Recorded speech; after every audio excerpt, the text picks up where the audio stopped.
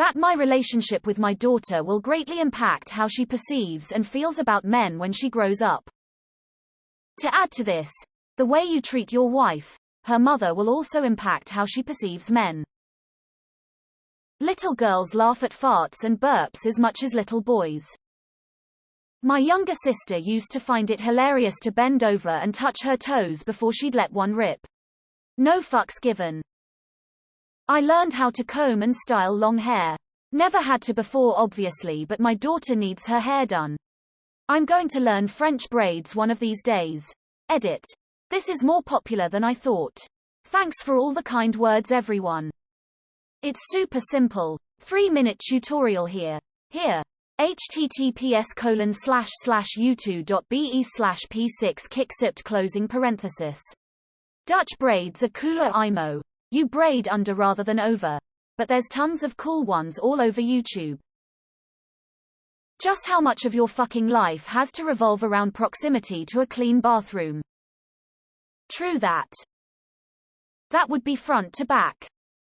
This was preached to me by everyone when we found out we were having a girl. Makes sense until you change that first diaper. That stuff was everywhere. In every nook and cranny. There was no front. There was no back. There was just poop. I tell her I love her.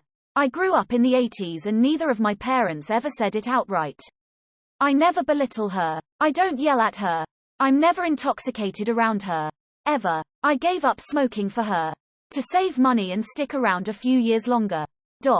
So yeah. Dunno if I learned anything. I do know I want to go down in her memory as a loving father, not a deadbeat dad with nothing to show. I'm a 28-year-old man without kids but found this to be very touching. Good for you, man. Dads are powerful. Just the tone of my voice can hurt or heal. Related.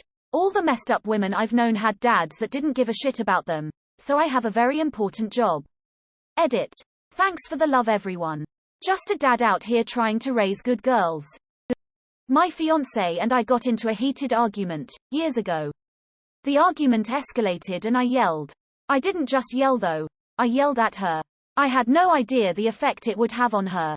For the first time since I'd met her at that point, it looked like she was afraid of me. Words can't describe how terrible I felt, with this newfound realization of the significance my tone, volume, and demeanor can have. It's stuck with me to this day. As I type this today, I couldn't even tell you what we were arguing about. I'll never forget how I made her feel though. Oftentimes as a man you really need to be careful how you carry yourself. Having control over your emotions will do you wonders in life. Of course that principle is simple, but it's easier said than done sometimes. That all children love to be told they are beautiful, or their hair, or their outfit. My sons love it when I praise their outfits, and so does my daughter. Come to think of it, I never heard my father ever tell me that I looked good. And I can imagine how much of a boost of confidence that would have been, as I certainly see it in my children's eyes and smiles. I had the opposite.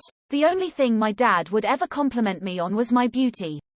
The few times we connected over my intelligence and studies meant the world to me. Compliment your kids on everything wonderful about them. Build them up so high that others have a harder time tearing them down. I learned how to properly cut, dye, bleach, wash and dry long hair. I also learned how to paint nails, apply makeup, and how to wax faces. In fact, my wife and now adult daughters won't let anyone else color or bleach their hair. It's a great bonding experience and I've gotten pretty good at it. I suggest diving in and learning these skills to any man who complains about how long it takes his sir to get ready. You'll have a newfound appreciation for how much work women have to put in to look pretty according to modern societal standards. You are a love. Mostly period stuff. My children, 3 girls, do rather enjoy complaining to me about the things that come with periods. Period cramps, period nausea, period farts and shits, period headaches. I'm sure there's more, but I think you get the idea. And then they will do stuff like remind me how it's all my fault, you know, because I'm shooting the exes. It's mostly in good fun though. We get along great, so they know they can tease me about all this stuff. But yeah, period stuff.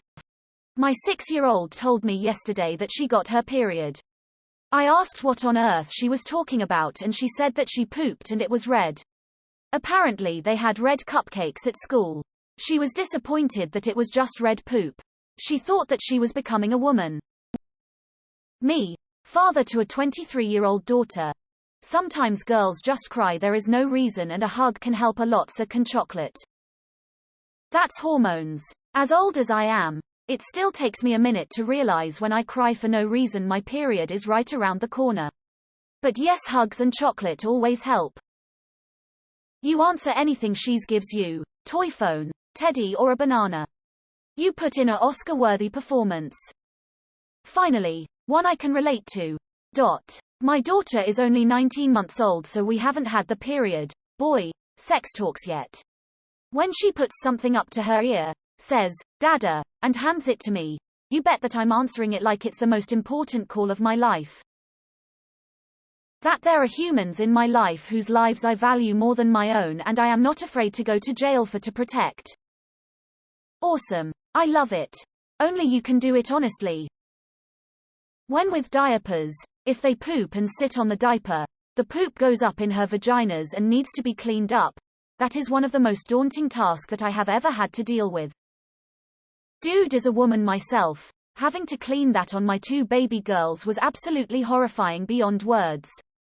The whole time I'm apologizing and feeling like I'm violating them.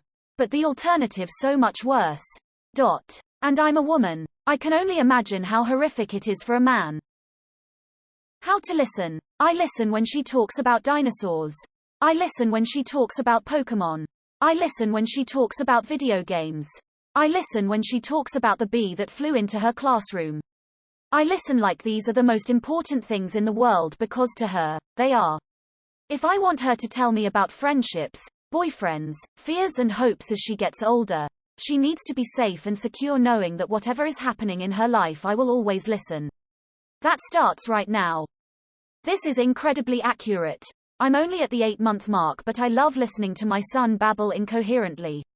Can't wait till he's actually telling me about his day. Patience. I've learned to be patient. It's important not to lose your cool or do something based on impulse. Words can't be taken back. It's best to take a breath and think over how or what to say to them. You extremely right. When I was a kid, I had an extreme allergic reaction to something.